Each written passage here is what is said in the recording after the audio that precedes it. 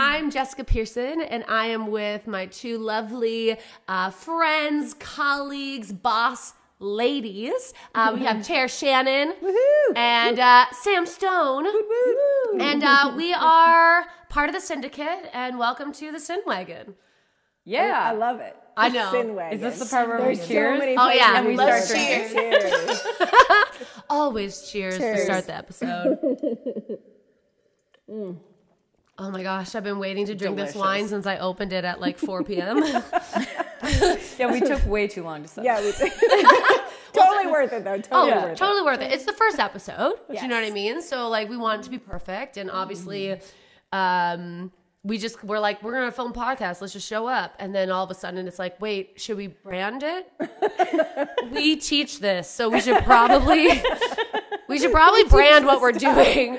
We should probably do what we tell other people to do. Yeah. If we're gonna tell other people that they should brand their things, we should probably also brand our things. Maybe just like a little bit. You know what I mean? Yeah. And you even dyed your hair in the last few hours to fit the brand. Orange. To fit it, to be orange. We have the red cushions, orange hair. It's perfect. In the branded colors with the black couch. Exactly.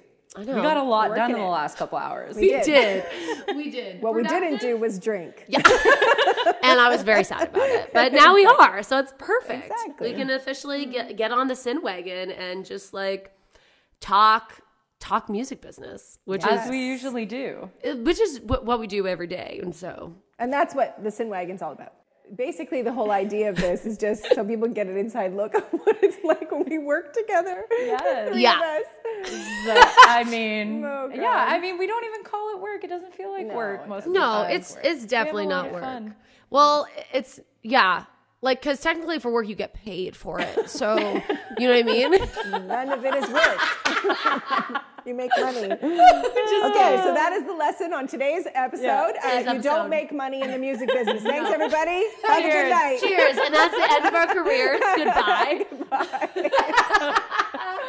Oh my gosh. But in all seriousness, exactly. The Syn Wagon is really kind of showing what we do on a daily basis, which is talk crap about the music business and how it actually is and not how it's perceived in the world. Because, you go to math school. There's math school, right? Like university for math school. Yeah. I guess. Yeah, you can get like a degree in mathematics. There, done. But like, you know what you're getting into. You know how to get a degree in mathematics. Right. You like go to school for it. They teach you the maths, and then you come out knowing the maths for But math then jobs. there's no jobs just in math, I don't think. I don't think you go on I don't think you go on Indeed and say like math job. That's what I would do. Okay, so you want to be But an there's accountant. school if you want to be School. something else. If you want That's to be right. something, you want to be an accountant, you want to be a lawyer, you want to be a doctor. There's Yes. school. They teach you how to do it. Right. And at that part, they also teach you how to basically get jobs in it. That's right. There's not something like that for music. It's basically just do exposure gigs, get discovered. It's the school of life. It's the school of life, and we thought we'd there teach are it. There are music programs. Yes. To be fair, there's music programs, and I have dear friends who run them, but they are exactly that. They are an introduction into the world of music, but they're for everybody, not just like if you want to be an engineer or a producer or a manager, or an agent or an artist. So the work we do a lot is focused on artists. Like, how do you build a fan base and how do you make a living doing this? 100%. And I think there's a lot of programs teach foundational skills. They do, yeah. That are required. Yeah. And that's important. Yeah. But then just like any education system, it's just like people in high school are like, why do I have to take math? I'm never going to use it. Right. So there's certain skills, but then a lot of the education piece misses, okay, but then what? Exactly. Like once you have the skills, then what? How do you actually apply them in the real world? And what does the real world actually give back to you? That's right. Yes. So there is no school to go and sign up and say, I want to be a recording artist, singer, songwriter. And, here's my diploma now I am. And even if there was, which there might be here and there, that is like just the beginning. Because really what you're doing is running a business. And I don't know that a lot of people teach it in that context. 100%. Because if you want to make a living, you're in business. If you want it to be a hobby, no problem. Then you just have to find a way to fund your hobby and not bleed your bank account dry. You know, 100%. so yeah. So anyways, that's why we exist. That's why we do what we do, and why we sit on a couch and drink wine, and you know. Well, it's very much why we drink wine, and then very much we do what we do because we love it. Yes. But because we do this, we drink wine. We drink wine to cope. To cope with our life choices.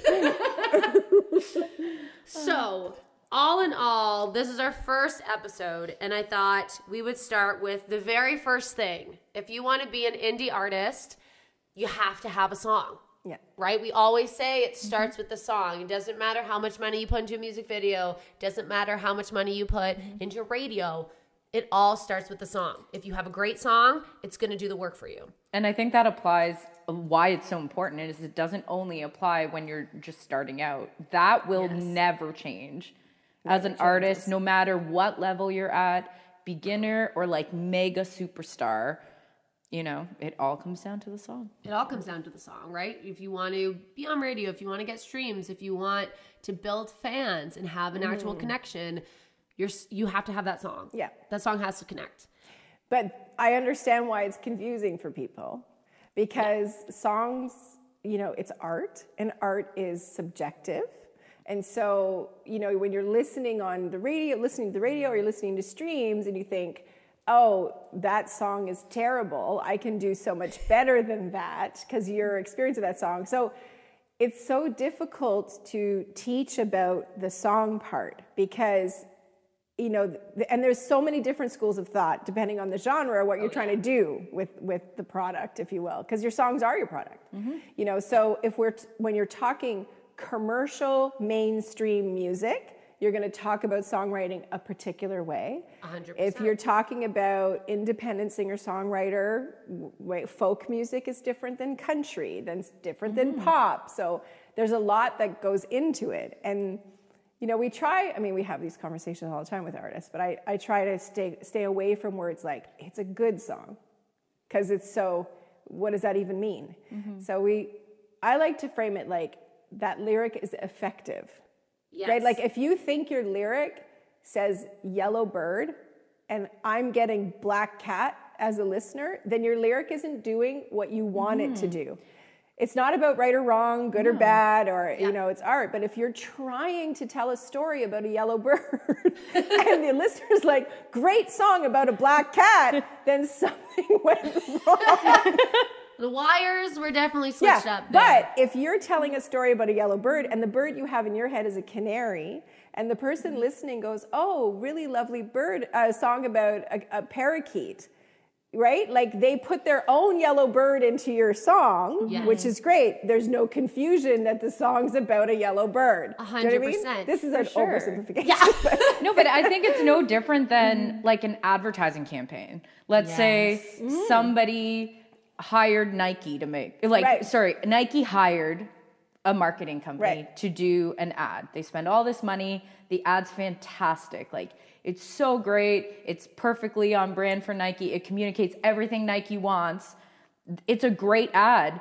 But another company, like, I don't know, Bed Bath & Beyond, you know, if they were presented the same ad, it wouldn't be good for them. That's right. It doesn't communicate what they want it to be. It doesn't mean it's a bad ad, but it's a bad ad for Bed Bath & Beyond. That's right. And that actually brings a whole other level, because as a songwriter, when you figure out how to write songs that are connecting and communicating and saying what you think they're saying, then is this a good song for me as an artist? There's that whole other layer. Your initial idea may be fantastic. Yeah. And it may really have legs and a place, but just because someone has a great idea doesn't mean like a product works in any industry or any piece of merchandise. You know, whether you watch like Shark Tank or Dragon's Den, there's people who come in with great ideas, but as you can see from the people on those couches who are asking the questions, it's not just about the initial idea. It's not.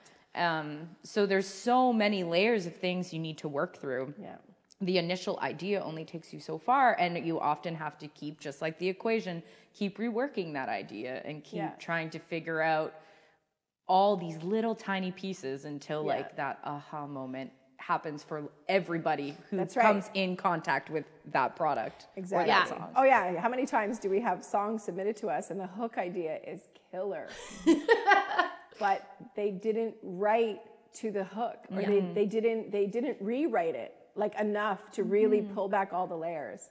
That's really one thing that I learned from a mentor that I had early on, who was just like really just talked about rewriting and the value of rewriting, and that hit songs are rewritten, they're not written. It comes from the rewriting process. And if you think of every other art form, they all do the same, right? I think we just assume that people who paint, and you know what, some people might, and they just happen come like out and it happens less than 1% of the time. Exactly. You will hear, you know, probably your favorite songwriter or some legendary writer be like, this song came out in like 20 minutes. Yeah. It happens. But they're also at that level where they probably are writing almost every day. And it's like, I mean, obviously we don't have the numbers, the statistics. Let's fact check this. We don't know how often that actually happens, but you think about how many songs are born every day or released every day, and then how often you really think that happens. And it also would be hit minuscule. Well, and hit songs, if you look at the structure of commercially successful hit songs, there's more than one writer on these things. So you get 3 or 4 pros and in a now room. It's not even 3 or 4. I know, it was like 6 most or 7. hit pop songs, 7, 8.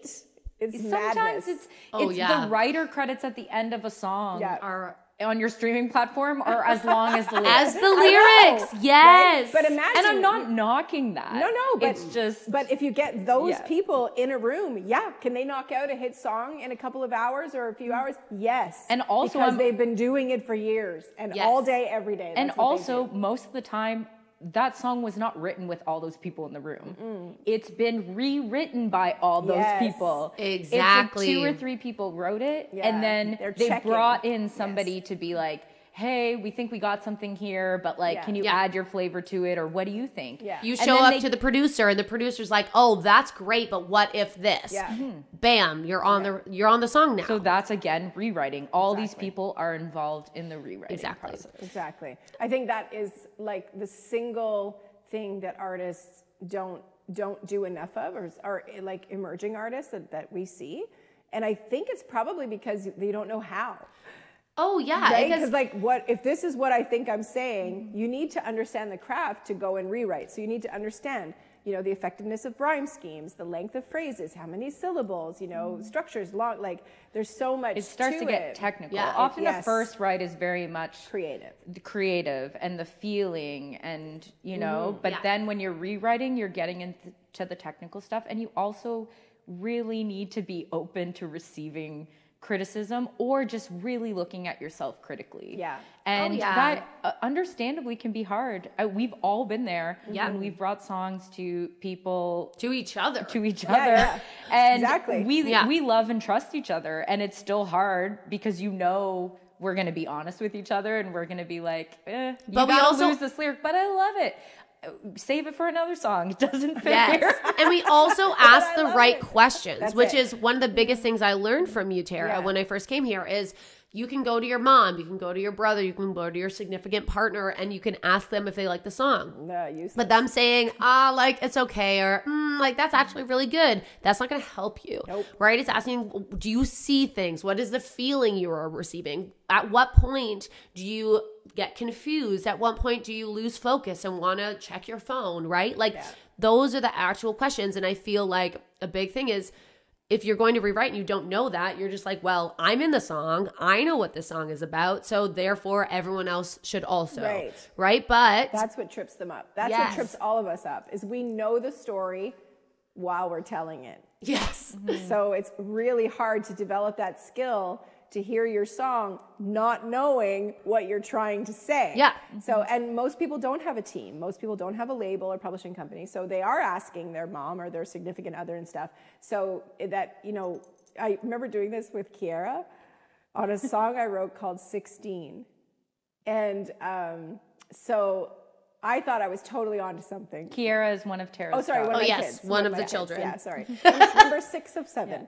And so that's a whole other podcast conversation. Different. We will have a podcast on how the heck Tara does anything with all these children. Exactly. So they kind of groan when I drag them into these things. But I was like, Kiki, could you just come listen? I just want to test this song because I'm kind of losing my way a little bit, not quite sure.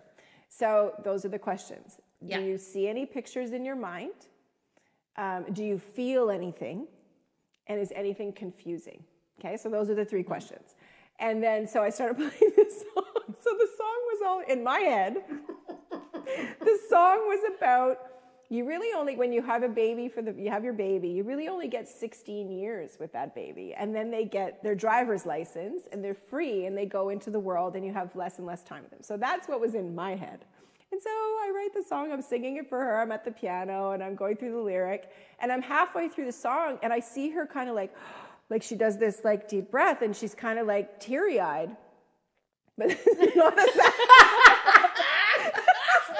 And at that point, did you have an inkling? Were you like oh, were you just like, oh no, I don't know. It was called, was it called 16 Years, I think? I can't remember. Or 16 Summers, 16 I think? Summers. Yes, 16 Summers. You only get 16 summers. So the character's holding her new baby and, you only get 16 summers. Don't spill the wine. The most important part. And so she's just crying. So I finished the song and she goes, oh my God, does he die? Because the lyric, the way that I had set it up, it sounded like they died at 16 because they got into a car crash. Oh, yeah. Okay. And I was like, okay, no rewrite needed. And also fair point. I feel like most of the times our songs end up with people thinking that we kill off our character. Okay, well, my songs, yes. Jessica Pearson. Well, because we had, I had a very similar experience when my friend, one of our friends, Tony Zavidson, and I were writing a song called Winter Lullaby, which we released. And in the middle of writing it, we had showed it to Sam. And we're like, what do you think? And she's like, do you kill the baby? Because it's about a child. It's a lullaby to a child about how, don't worry, winter's coming, but spring will come again. Don't worry. But I thought they were trying, this kid was dying. And they were, trying to be it's okay, just drift off into heaven, I thought I received it as I was so the kid dies in a Christmas song releasing at Christmas. I was I don't know who your audience is, but I'm red flag. Yeah, 100%. But again, we don't kill babies. Yeah, we don't kill babies are born at Christmas. Anytime, but especially at Christmas. But again, it was Tony Radio's and I definitely not playing that song. Radio wouldn't play it anyways, but Tony and I were in the song. We knew that the baby doesn't die, but we didn't know. And it was literally changing one word from drift away to dream away that did not murder babies. That's the thing. And it's crazy how, and again, sometimes the change of one word changes the whole meaning of the line, the song. That happened in everything. So we were sitting around. I haven't heard this. Me either. So I was writing with Tony again and Kim McLean, and so we started with this lyric, and it was I'm just singing it because I know I've never loved someone the way I loved you. Okay, so thought I'd never breathe again the day you left was the original lyric. Oh. Okay.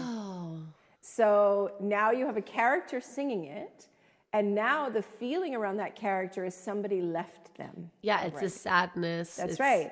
And so I remember throwing it out there and going, you know what? I feel like that's not really her. I feel like it would be more like, I've never loved someone the way I loved you. Thought I'd never breathe again the day I left.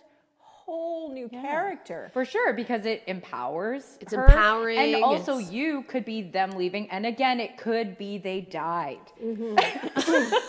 Bringing death back into it. You're assuming the person singing in it has not died. That's it. Because but if you left, it could be Death, you could died, divorce, you left me, and it's that kind of feeling sad, feeling pity for this character. That's right. It changes the main character so entirely. You get I'm saying her because it's a female character because I'm singing it, but it could be anything. Yeah. But it brings a whole one word, one tiny word changes the whole feeling and landscape. and gives this character, you love this character, and she's more interesting now because it's like, oh, why? As opposed to, oh, they left you? Oh, poor you. And it's also more common. There's more songs where, you know, a girl is singing about a guy who's decided to break up with her or leave or whatever. Exactly. And now this, again, it empowers the female character in the song to be like, I made a choice. Not to say it was an easy choice, but there was a choice. And it also opens the door for more story because the listener wants to know why more when you say the day I left. You're right. It's like, oh, okay. Like you're more baked in. So like songwriting, I always say songwriting is like a Sudoku puzzle. You ever do Sudoku? Here we are on the math again. What is happening in the universe? I don't know, but we are into math because literally on the plane ride home from Sweden, we didn't want to bother you anymore with our, what does this word mean? We are doing crosswords on our way home from Sweden. And Jess and I aren't great at those either, but we were having a lot of fun doing it. So much fun. And we kept bothering Tara the whole way there on like, well, what do you think this is? And she's like, guys, I'm trying to sleep because or watch a movie. Or watch a movie. I've been with you for 30 plus hours in transit. I need to not talk to you anymore. Yeah. So we were like, you know what? Like, let's not. And so I did Sudoku the whole time. I know. I love Sudoku. So great. So basically the concept of Sudoku, if you haven't played, is you have 1 to 9 and you have to get rows of 1 to 9 across, up and down, and then also inside of the little squares. Yes. So the thing about it is you think you have it solved, but if you change one number in one space, it changes the whole puzzle. Everything. And that is songwriting. Yes. You change one word, it's going to have an effect on everything. You know, so really diving into the details of it. And you know what? Every indie artist, you know, really should take some kind of masterclass. Any music creator, you don't have to be independent. Even if you're signed to a label, you really should, you know, to want to master the craft and really get a great publisher that can give you some feedback, get really good co-writers if you're not ready for the publisher level that you trust, that can give you really great feedback, because it's so golden. And like you said in the beginning, you know, you can put songs out there that are not sort of, you know, really sort of rewritten or market ready, you know, that kind of stuff. And you can do up all the fancy stuff and put press releases out and do a video, la, la, la, la. But if the song doesn't have legs, all of that is a waste. It's waste. I mean, you're still learning things, so it's not a total waste. But the more time you spend in pre-production on your songs, I mean, I put you through...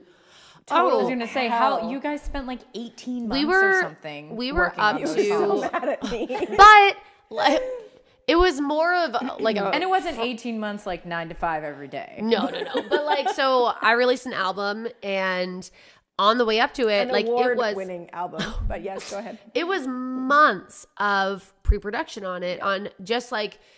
Okay, here are a bunch of songs. What songs fit? What songs fit? What do we want to say? What do I want to say on it? Fantastic on their own, but didn't meet like the curation of the album, exactly. Or whatever. Which is a whole other story of just curating. That's a whole other. But we were up to, like, I was in the studio with Neil doing the vocals. Like, we had already laid out all of the instrumentation and we were doing vocals, and we were changing lyrics on the way up because like it just wasn't there. And you just know, like, again, like that sense of we changed one word in Winter Lullaby and it just clicked. You're like, yeah, that's it. That was the same with Devil's Rising was another one too. You were in the back of a car, or I was. You were with Tony. Tour. That's right. Because I was in the studio and you were with Tony on a radio tour, and I was like, guys, I need lyrics. We're recording this tomorrow, so like and we had the lyrics. It's not it. We're not nailing it yet, and we're missing it. And then all of a sudden, like Tony and I going back in there, and I think Tony threw it out there, and he was like.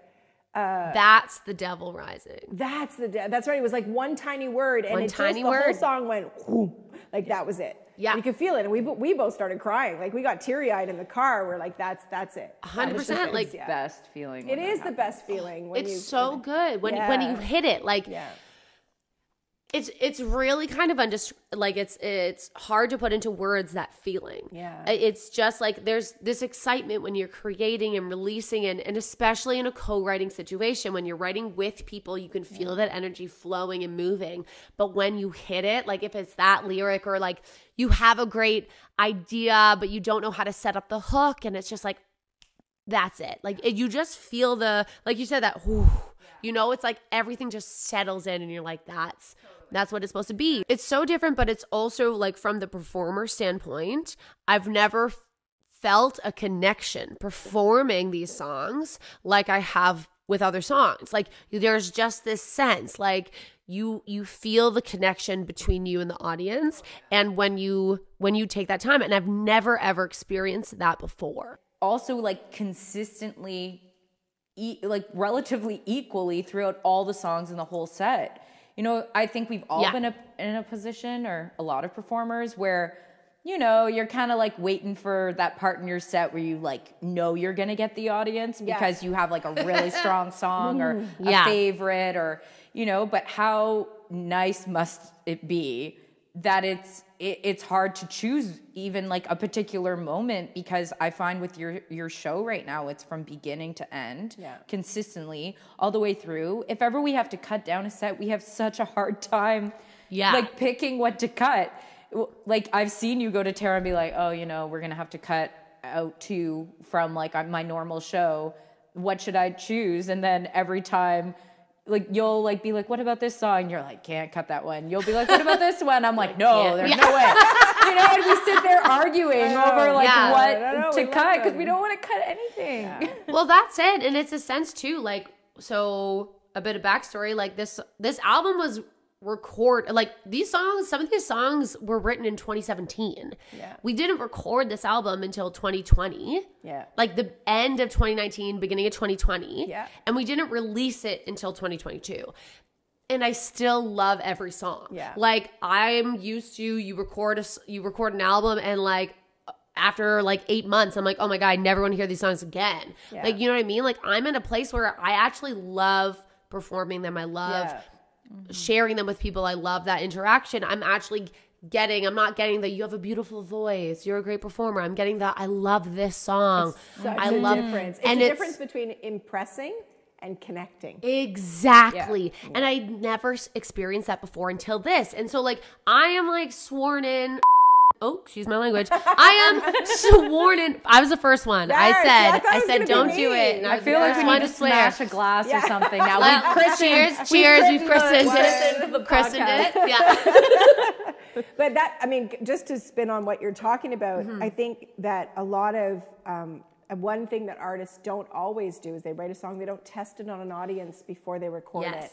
Test your songs before you record it, because my experience was similar to yours when I had, you know, moved away from music for a bit to raise all those 7 children. And then coming back to it, I had a really great mentor, and I was, you know, I dragged him into the studio. I was like, sit here, I'm going to sing all these songs for you, and I want you to tear them apart and tell me, you know, which ones should make the record. And then, so we had a working thing, and then I had a show in front of Live on Elgin. Which is where we first met. The first time I met you was seeing you perform. That was the first time I met you. I saw you perform at Live on Elgin because I was working. I was being the waitress, and Kyle was on sound, and Kyle was like, you need to meet Tara, because Trevor knew you because he was raised with your kids, and Kyle is best friends with Trevor. It feels like I've known you for 87 years. I know. I feel like we're all 100 and like we're just living together. I didn't know it was that night. That was a really special night for me, because it was the first time that I was singing songs and I'd gone through this process, this, you know, rewriting and digging deep and challenging everything and getting mentors to pipe in and stuff.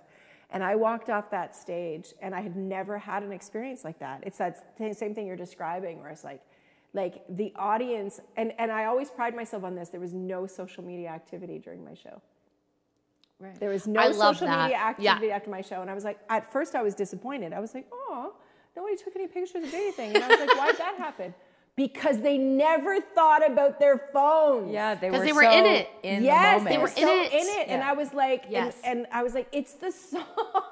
It makes sense. It was such an eye-opening experience for me. 100%. You know? And it is different. And when you get to that point, when you have those songs and you connect as an artist, like it's a full 180, 360 on you performing.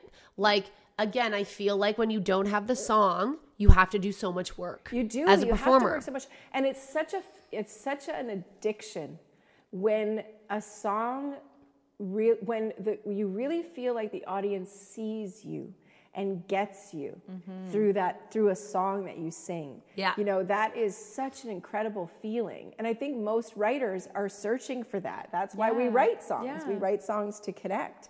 100%. And again, like it's those lyrics, right?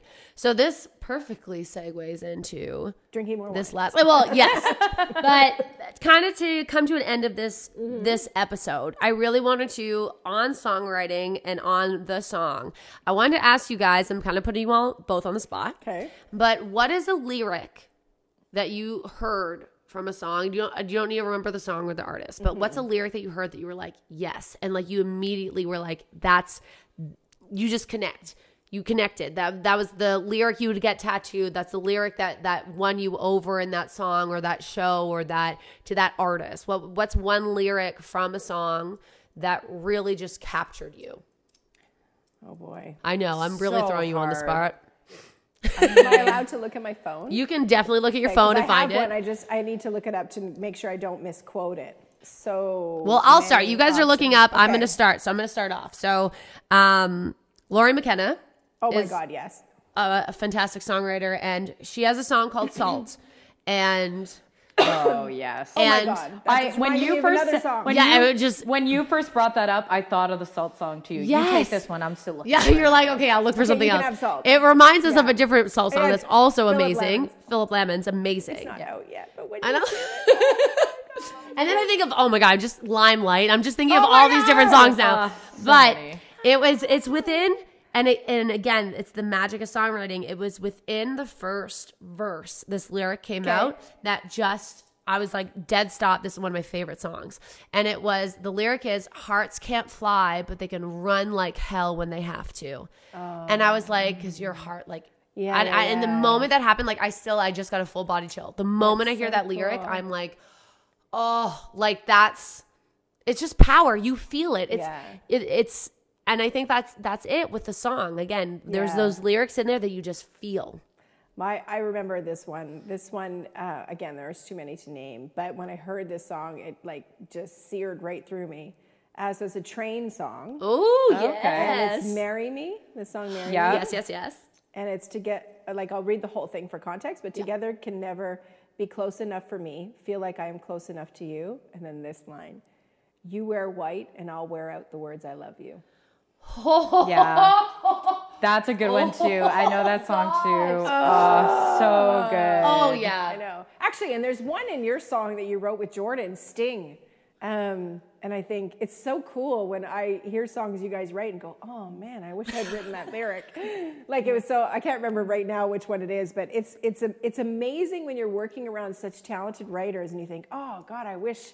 Oh, yeah. It's like, that's so good, but there's Yeah. such a respect with songwriters and be like, oh, I wish I'd written it, but I'm so happy that you did. And It's the that's, same. I think that's the thing too, is Yeah. like, I feel like there's a place that you get to as a writer where you can be like, it's like, oh, I wish I would have written that song. But Yeah. also I'm just so like, you're so happy and so in love that lyric Yes. exists in the It's not world. competitive. Exactly. It's not, oh, I I need to beat you. It is in a way because we're all sort of compete, especially when you're competing for cuts and stuff like that. Yeah. Like, but I was, I had a song on hold with Blake Shelton for about 3 months or so, and mine didn't make the record, but my friend's song made the record, and I was like, oh, for me, but I was like so happy for my friend, like, Exactly. that kind of thing. Okay, what's yours? Yeah. I mean, it's too hard. I know because- there's so many, so just one. Okay, It so doesn't I'm- have to be I'm your basically favorite, combing, but I'm combing through like every Sarah Bareilles song. Oh, my God. yes. Because Oh, I mean, yeah. she's just. I mean, so many great writers. But what I love about her is I find she like has these incredible lines, but she fits in these words that you would never Yes. attempt to put in a song. Right, and she makes it work. She makes Oh, it yeah. work, and she uses like sometimes even if they're not as much of an emotional song and an emotional lyric, Yeah. like you guys are describing ones that just Yeah. like cut through. Yeah. But she just uses these words that are so if you haven't listened, please do. I think she's the most underrated songwriter there is. Oh my gosh. 100%. so And just good. an artist and vocalist and performer. Like, I feel like she's flown under this radar the whole time, but she's written Massive talent. lyrics and music for musicals, her own stuff. She's performing. I'm pretty sure she's in like the Into the Woods. The new Into the Woods is coming out. I'm pretty sure she's in it. And she's been doing a lot of Broadway, I find, since she wrote Waitress. And stuff. So good. And it's just She used to be mine. Oh yes. Yeah. One of my favorite songs by her, though, is a song called Basket Case. Yes. Is it the steel track, and I'm just a steel track you lay? Is that? Well, I mean, honestly, I'm going through the song. I can't even pick. You can't even pick one? Pick a line. But I find for her, that's like, she's underrated. And then I think it's one of her most underrated songs. Agreed. Because it's not like vocally crazy. It's actually really low in her register. There's not a lot of instrumentation. Even like the first verse, I don't want to talk about it to you. I'm not an open book that you can just rifle through. The cold, hard truth that you'll see right to. I'm just a basket case without you. You know, but where's the line you're talking about? It's about, she does a train reference. She says the steel track you lay, but where is it? Where is I want to it? say Oh yeah, here. Too. Yeah. I don't say much, and it'll stay that way. You got a steel train touch, and I'm just a track you lay. Oh, you've got a steel train touch. So I'll stay right here, and then I'll stay right here underneath you. Yes, I'm just a basket case. Oh my God. Yeah, and that's what we do. And again, like. So good. It's just one of those things. It's such a beautiful feeling to be an artist and write songs and do this, but sit here and talk about how amazing other artists are and other songs are, and just like live in the fact that it's in the world. Yes. Like literally songs are babies, right? They're born and then they're put into the world. And when you hear a great song like that, you're like, oh, like I'm just so happy that song is in the world, that we can feel it, where other people can feel it and just be a part of it. And again, that's why it all starts with the song. All starts with the song. It's so important. It starts and ends with the song. It's just about the song. It's just about and the it's song. just about the song connecting with people. Really, that's all that matters, is just, your songs connecting and finding your people. Yeah. Your people who love what you have to say the way that you say it, and have something to say. Oh, yeah. Don't just recycle things because you think it's going to get on the radio. That doesn't do anything and for it'll you. only, even if like you have some success in that area, it will only take you so far. It will. You 100%. might get, that like 5 minutes of fame in music songwriter equivalency in terms of validation, but you got to feel good about it and stand behind everything you say and want to say. And if you want to be in it for the long haul. Yeah, you got to say something. Yeah, for sure. Well, thanks everyone. I'm Jessica Pearson. I'm Tara Shannon. And I'm Sam Stone. And we are part of the syndicate. So thanks for joining us in the Syn Wagon. We'll see you next time. Cheers. Cheers.